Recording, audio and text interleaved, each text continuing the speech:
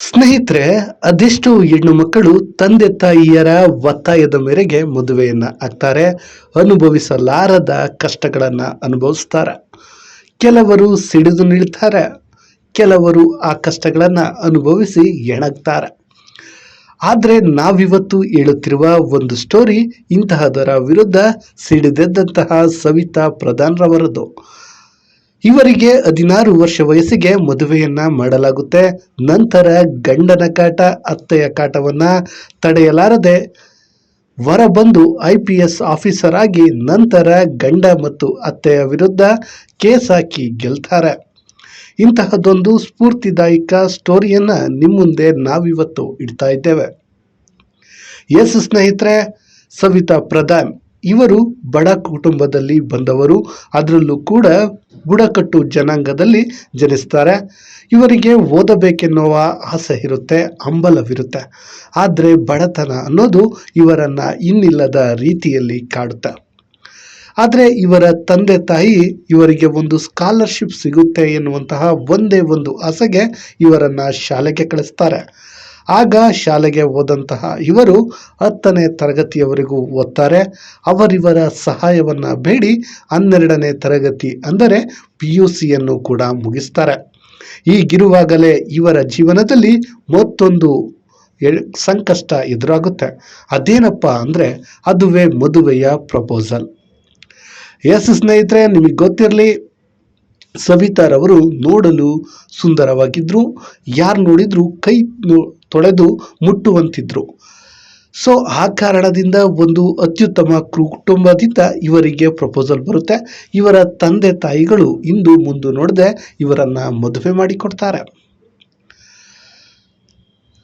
ಆದರೆ ಇಲ್ಲಿ ಒಂದು ವಿಚಾರ ಏನಂದ್ರೆ, ಈ ಸವಿತಾ ಏನಿದಾರೋ ಆತನ ಗಂಡನಿಗೆ ಇವರಿಗಿಂತ 11 ವರ್ಷ ದೊಡ್ಡವನಾಗಿದ್ರೂ ಕೂಡ ಸವಿತಾ ಒಪ್ಪಿಕೊಳ್ತಾರೆ. ಯಾಕಂದ್ರೆ ಅದಕ್ಕೆ ಕಾರಣ ಅದುವೇ ಬಡತನ. ಹೌದು ಸ್ನೇಹಿತರೆ, ಅದೆಷ್ಟೋ ಕನಸುಗಳನ್ನ ಕಂಡಿದ್ರು ಕೂಡ ಬಡತನದ ಮುಂದೆ ಅವುಗಳು ನಲುಗಿ ಹೋಗಿದ್ವು. ಕನಸುಗಳೆಲ್ಲ ನುಚ್ಚು ನೂರಾಗಿದ್ವು. ಇದೆಲ್ಲವನ್ನ ಬದಿಗೊತ್ತಿ ಮದುವೆ ಆಗ್ತಾರೆ. ಅದಾದ ಮೇಲೆ ಇವರ ಜೀವನ ಮತ್ತೊಂದು ನರಕದ ಸುಳಿಗೆ ಸಿಗುತ್ತೆ. ಅವ್ರು ಅಂದ್ಕೊಂಡಿರ್ತಾರೆ, ಇಷ್ಟು ದಿನ ಕಷ್ಟಪಟ್ಟಿದ್ದೆ, ಇನ್ಮುಂದಾದ್ರೂ ಕೂಡ ನಾನು ಸುಖವಾಗಿರಬಹುದು, ಎಲ್ಲವೂ ಸರಿ ಹೋಗುತ್ತೆ, ಒಂದಲ್ಲ ಒಂದು ದಿನ ನೋಡಿ ನನ್ನ ಗಂಡನಿಗೆ ನನ್ನ ಆಸೆಯನ್ನ ಹೇಳ್ಕೊಳ್ಬೋದು, ಆಮೇಲೆ ನನ್ನ ಗುರಿಯನ್ನ ಸಾಧಿಸ್ಬೋದು ಅಂದ್ಕೊಂಡಿರ್ತಾರೆ. ಆದರೆ ಅದೆಲ್ಲವೂ ಸುಳ್ಳಾಗುತ್ತೆ. ಅತ್ತೆ ಮತ್ತು ಗಂಡ ಕೊಡುತ್ತಿದ್ದ ಕಾಟದ ಪರಿಯನ್ನ ತಾಳಲಾರದೆ ಇವರು ಇನ್ನಿಲ್ಲದ ಅನಾಹುತಕ್ಕೂ ಮುಂದಾಗಿರ್ತಾರೆ. ಪ್ರತಿಯೊಂದು ವಿಚಾರಕ್ಕೂ ಕ್ಯಾತೆ ತೆಗಿತಾರೆ. ಊಟ ಮಾಡೋಕ್ಕೂ ಬಿಡೋದಿಲ್ಲ. ಇನ್ನಿಲ್ಲದಂತೆ ಪರಿಪರಿಯಾಗಿ ಕಾಡಿರ್ತಾರೆ. ಇನ್ನು ಸ್ನೇಹಿತರೆ, ಇವರೆಂತೆಂತಹ ಕಷ್ಟಗಳನ್ನ ಅನುಭವಿಸ್ತಿದ್ರು ಅಂದ್ರೆ ನಾವು ಬಾಯಿಂದ ಹೇಳೋಕೆ ಆಗೋದೇ ಇಲ್ಲ. ಆದರೂ ಕೂಡ ಅವರೇ ಒಂದು ಭಾಷಣದಲ್ಲಿ ಅವರ ಅತ್ಯಂತ ಕೆಟ್ಟ ಸಂದರ್ಭವನ್ನ ವಿಶ್ಲೇಷಿಸಿದ್ದಾರೆ. ಅದನ್ನ ನಿಮ್ಮ ಮುಂದೆ ನಾವು ಇಡುವಂತ ಕೆಲಸವನ್ನ ಮಾಡ್ತೀವಿ. ಅದೇನಂದ್ರೆ ಸ್ನೇಹಿತರೆ, ಇವರಿಗೆ ಊಟವನ್ನೇ ಆಗ್ತಿರ್ಲಿಲ್ವಂತೆ. ಅಂದ್ರೆ ಇವರೇ ಅಡುಗೆ ಮಾಡಿದ್ರು ಕೂಡ ಇವರಿಗೆ ಊಟವನ್ನ ಉಳಿಸ್ತಿರ್ಲಿಲ್ಲಂತೆ. ಎಲ್ಲರೂ ಸೇರ್ಕೊಂಡು ಇವರು ಮಾಡಿದ ಊಟವನ್ನೆಲ್ಲ ಖಾಲಿ ಮಾಡಿ ಬಿಡ್ತಿದ್ರಂತೆ. ಎಷ್ಟೋ ದಿನ ಹಸಿದ ಹೊಟ್ಟೆಯಲ್ಲಿಯೇ ಇವರು ಮಲಗಿದ್ರಂತೆ. ಸೊ ಆ ಕಾರಣದಿಂದ ಇವರು ಒಂದು ಕೆಲಸವನ್ನ ಮಾಡ್ತಿದ್ರಂತೆ. ಅದೇನಂದ್ರೆ, ಚಪಾತಿಯನ್ನ ಮಾಡುವಂತಹ ಸಮಯದಲ್ಲಿ ತನ್ನ ಒಳ ಉಡುಪಿನಲ್ಲಿ ಚಪಾತಿಗಳನ್ನ ಬಚ್ಚಿಟ್ಟುಕೊಂಡು ನಂತರ ಬಾತ್ರೂಮ್ಗೆ ಹೋಗಿ ಅವುಗಳನ್ನ ತಿಂತಾ ಇದ್ರಂತೆ. ಸ್ನೇಹಿತರೆ, ಅಂದ್ರೆ ಯಾವ ಮಟ್ಟಿಗೆ ಒಂದು ರೀತಿಯ ಅಂದ್ರೆ ಸಂಕಷ್ಟವನ್ನ ಈ ಅತ್ತೆ ಮತ್ತು ಗಂಡ ಕೊಟ್ಟಿರ್ಬಹುದು, ನೀವೇ ಊಹೆ ಮಾಡಿ. ಅಂದ್ರೆ ಪ್ರತಿದಿನ ಇದೇ ರೊಟೇಷನ್ ಆಗದಂತೆ. ಈಗ ಚಪಾತಿ ಮಾಡಿದ್ರಷ್ಟೇ, ಯಾವುದೇ ಮಾಡಿದ್ರು ಕೂಡ ತನ್ನ ಒಳ ಉಡುಪಿನಲ್ಲಿ ಹಿಡ್ಕೊಂಡೋಗಿ ಬಾತ್ರೂಮಲ್ಲಿ ತಿಂತಾ ಇದ್ರಂತೆ. ಇಂತಹ ಕಷ್ಟಗಳ ಸರಮಾಲೆಯನ್ನ ಸವಿತಾ ನೋಡಿ ಬೇಸತ್ತು ಸಾಕಾಗಿ ಹೋಗಿತ್ತಂತೆ. ಸೊ ಆ ಕಾರಣದಿಂದ ಈ ನರಕದಿಂದ ಹೇಗಪ್ಪ ಹೊರ ಹೋಗೋದು ಅಂತ ಯೋಚನೆ ಮಾಡ್ತಿದ್ರಂತೆ. ಒಂದು ರೀತಿ TV ನೋಡೋಕೆ ಹೋದ್ರೆ ಬಿಡ್ತಿರ್ಲಿಲ್ಲಂತೆ. ಅತ್ತೆ ಮಾವನ ಏನು ಚಾಕರಿ ಇತ್ತೋ ಅದನ್ನೇ ಮಾಡಬೇಕಿತ್ತಂತೆ, ಬೇರೆ ಮಾತಾಡಾಗಿರ್ಲಿಲ್ಲಂತೆ. ಅಂದರೆ ಅತ್ಯಂತ ಕೆಟ್ಟ ನಿಷ್ಕೃಷ್ಟ ಪರಿಸ್ಥಿತಿಯಲ್ಲಿ ಇವರನ್ನ ಇಡಲಾಗಿತ್ತಂತೆ.